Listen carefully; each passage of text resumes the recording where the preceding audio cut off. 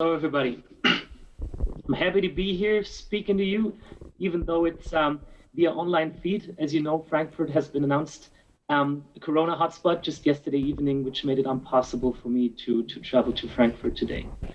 Nevertheless, I want to tell you something about my company, ECOFARIO, a little bit about our vision and what we do to be sustainable or as sustainable as possible.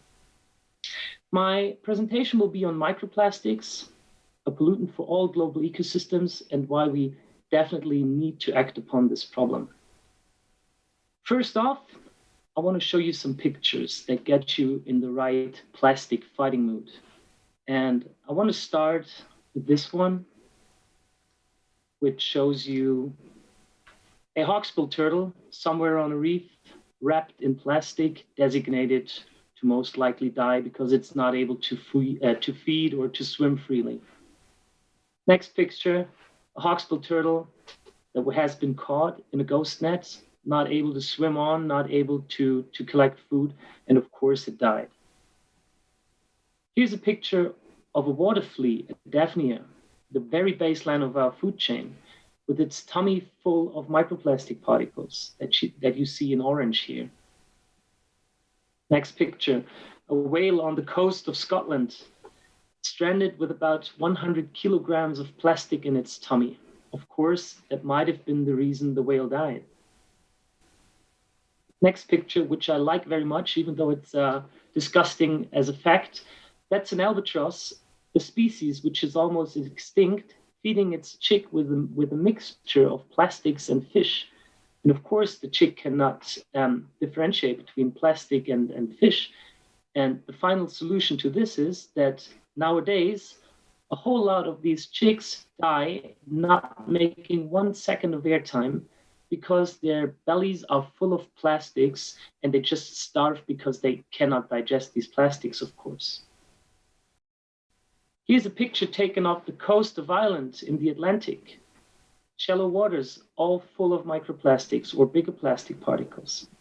A fish larvae on the edge to dying because its tummy is full of microbeads, the particles that you see as spheres. And here the last picture, a fish that was caught in the area of the Great Pacific Garbage Patch, undersized and the tummy full of plastic particles. And now I'm asking you, which of these pictures created the most empathy for you? Which created the most disgust? And I think, without even hearing your answers, I'm pretty sure that you say it's either the whale or the turtle or the seabird, because that's something for us that we can understand. That's pollution that we see. These animals died because of macroplastic pollution. We see the plastic, the reason for their bad behavior or for their unwell being, for their cause of death. And we really see these animals and we can create some empathy. Whereas we have problems creating empathy with water flea or fish larvae, which die because of microplastics. And in fact, the microplastic pollution of our whole environment, and especially of the oceans, is a lot more severe compared to the macroplastic pollution. And the microplastics, in addition, carry a very big danger because they are perfect magnets for toxins, hormones, cancer-causing substances, and drug residues. So they are the perfect carriers for harmful substances into our food chain. And as a matter of fact, as these particles are that small and that they can distribute perfectly everywhere, there is not a single place on this planet that can be found without microplastic polluting these areas. It doesn't matter if it's a remote mountain lake here in the Alps or in the highlands of Mongolia, or if it's the eternal ice in the Antarctic. Microplastics are everywhere. And as I said, it's not the problem as such that it's microplastic, it's the problem that these particles carry a lot of harmful substances. And here, finishing off with a very sad fun fact, by 2050, if we go on like this, in our oceans, there will be more plastic than fish by mass. The number is already outcounting the fish if we count the microplastics with it. So, taking all these information into account, it is quite obvious that also our food is let's say, poisoned with microplastic. We find it in sea salt, of course. We find it in oyster. Of course, we find it in oyster because they're filtering water all day long. We find it in sugar. We find it in honey. And the very sad fact for us Bavarians is we find it in beer as well.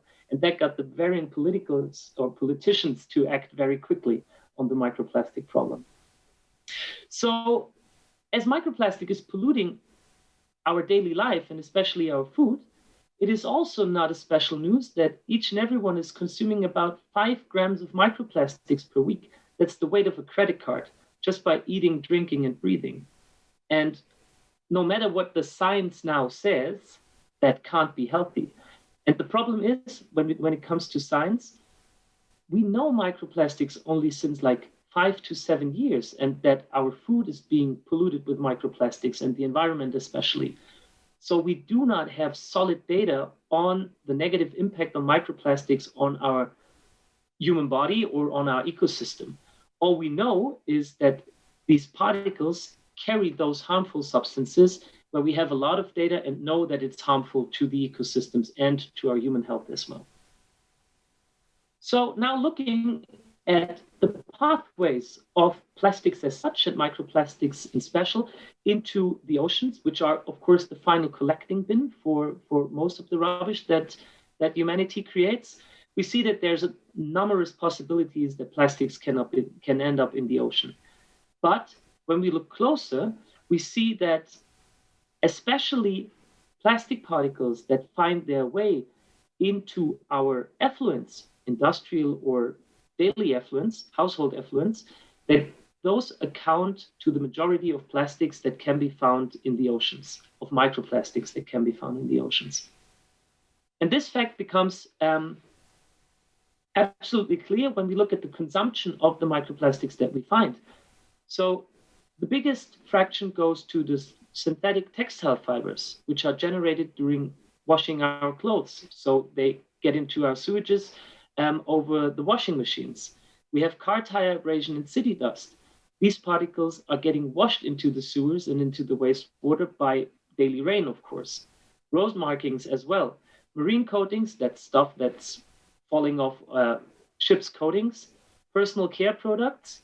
Here you see that this fraction is not as big as discussed in the media. It's only 2% of microplastics. That's like peeling particles in shower gels and so on. And then plastic pellets from plastic production. So here we see that more than 90% of all the microplastics in our oceans derive some processes where they somehow end up in our wastewater. So it becomes quite obvious that the wastewater treatment plants are currently not able to filter out these particles, including the adhering toxins. And here we come to the very big problem that microplastics in our wastewater are generating a main fraction of this macro-economical problem that we now have, ecological problem that we now have in our oceans and on land as well.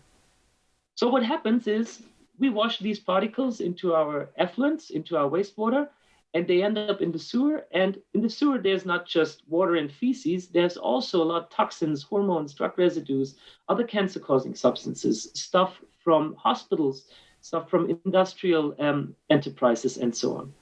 So the microplastics can collect these particles or substances and chemicals and end up in the wastewater treatment plants. And within the wastewater treatment plants, the processes are just not designed to filter out such small particles to a high extent. So a big fraction of these particles makes it through the wastewater treatment plant and then, of course, into our water cycles and into the environment. And there they can accumulate in our food chain or in our drinking water, end up in the human body, and have the potential to cause some real health hazards.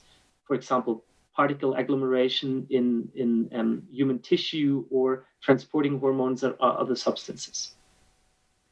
And now one might say, well, it should be possible to filter out these particles in wastewater treatment plants. And here I can tell you, yes, of course it is. From a practical point of view, you can filter microplastic particles in wastewater treatment plants by so-called filter-based filtration techniques, micro, ultra, nanofiltration. But the problem here is that the smaller the particles you want to filter, the smaller your membrane pores have to become. and therefore you have a high required pressure and a low specific throughput. And for wastewater treatment plants, we are talking sometimes about more than 10,000 liters per second for big cities. So that would mean that you need huge filtration plants, which are very costly in terms of total cost of ownership, and thus hard to realize for the communities and for the cities and for the industry. So it was our approach as ECOFARIO to develop a new solution to tackle this problem, which is not filter-based. And the result of this development is our core component, or the backbone of our technology, which is called the high G separator. The high G separator is a passive fluid mechanical device, meaning that it is based on hydrocyclone principle. And that says that only thing we do is we force water into a very heavy rotation from the top to the bottom of this unit, by just pumping it into this unit. And what happens there is that the water is traveling downwards through this cone that you now see in the helix under very high G forces, about 1,500 Gs, and very high shear forces. And those forces induce the microplastic particles to travel to the center of this core, where we just scrap the main flow from the microplastic flow and get a clean water flow and a microplastic loaded flow. And all that without any turning parts and without filter. So the high G separator as such is a super simply designed product. Of course, there's some engineering input in that, but the key to all this is that it creates perfect flow patterns, which help us to reach an efficiency of more than 95% microplastics removal in just one single pass. And that this can be achieved by only using gravitation and fluid forces is a real revolution for the microparticle filtration market. The performance that we reach now with the product is about 50 times higher compared to the benchmark of other hydrocyclones, and thus we are able to reduce the total cost of ownership compared to filter-based technologies by 60 to 90%, making it very compatible for those applications. And the key to all of this, which makes this product also very sustainable, is that it's simple. It can be used by anyone, it can be used by anywhere, it can be used anywhere, and it always works. All it needs is a pump up front, and you have clean water coming out at the outlet. So to fit this product now into any kind of wastewater treatment plant or process water circuit, the secret is just that we multiply our core component, the high G separator. So when we have a big wastewater treatment plant, we just use more. If we have a small one, we use less, making the final product look in the end like this, as you see now in the video. So we put them in benches. They're just multiples of those in benches parallelly. And then to decrease the reject volume, we put them in series, which leads to the fact that we increase the microplastic load. And at the end of this process, all we do is we take the water, which is loaded with the microplastics, and feed it to the sludge dewatering system. And there the microplastics stick to the sludges, and the sludges are after that incinerated, which is necessary because we need to get rid of the harmful substances which are attached to the microplastics. So we have to make sure that they do not end up in the environment in the end. And wastewater treatment sludge incineration is right now the most sustainable solution for sludge handling. At the moment, we are test running our first pilot plant in a wastewater treatment plant close by, and the results are looking very promising. And we need these trials now to scale up, of course, and to define our final product's properties. And if it keeps on going like it does right now, we will be able to launch our first product, like the real installation in a wastewater treatment plant, by the end of next year. Now, the good thing about this technology is, what I told you in the beginning, is that it is based on the hydrocyclone principle. And this principle does not care if it's a microplastic particle that you're filtering or if it's some other thing that you're filtering. So we can use our technology in almost any separation process where we have heterogeneous fluid mixtures. And that can be, for example, air from water, oil from water, solids from water, solids from air, and so on. So other industries which are already highly interested in our technology to sustainably filter micropollutants are, for example, the pulp and paper industry, where we can significantly improve the water footprint of the factories by installing our technology in the water circuits. Also within oil production processes, most oil that is being produced, even though we want to go circular and we want to get rid of crude oil products, we still have to stick around with those for a while. Most of oil that is being produced is contaminated with water, and the water is being pumped back into the ground. And with our technology, we can make sure that the water that is being pumped back is cleaner than it is now. We can use it during oil catastrophes after shipwrecks, separating seawater from crude oil. Within aquacultures, indoor aquacultures, to improve the water footprint of those cultures. In desalination plants for pretreatment, decreasing the energy footprint of those desalination plants. Automotive industry, for example, for cleaning paint shop wash waters. And we have interest from the field of bioscience as well, where we can easily separate organics from incubation fluids. So we have one product or one principle that fits a lot of applications and does not need a lot of process changes as such, because it's just pump in, clean out. That's it, not more to it. And now, before I finish, I want to point out our relation to the Sustainable Development Goals. We call ourselves, of course, a green tech startup, and we call ourselves purpose funders. So the SDGs are our main drivers. And we are very happy that with our technology, we can not only positively affect a few SDGs, but quite some. And of course, with our product, which is designed to last for decades, we just use materials of highest quality, which can be 100% recycled, and so on and so on. Our product is, in the end, a lot more sustainable compared to alternatives on the market, making it a great chance or a great product to finally come closer to the switch to circular economy and to finally decrease our carbon and energy footprint. And of course, in the end, to reduce the amount of pollutants that finds its way into our water system by our wastewater. And with this, I would love to come to an end, and then I'm open for your questions. Thank you very much.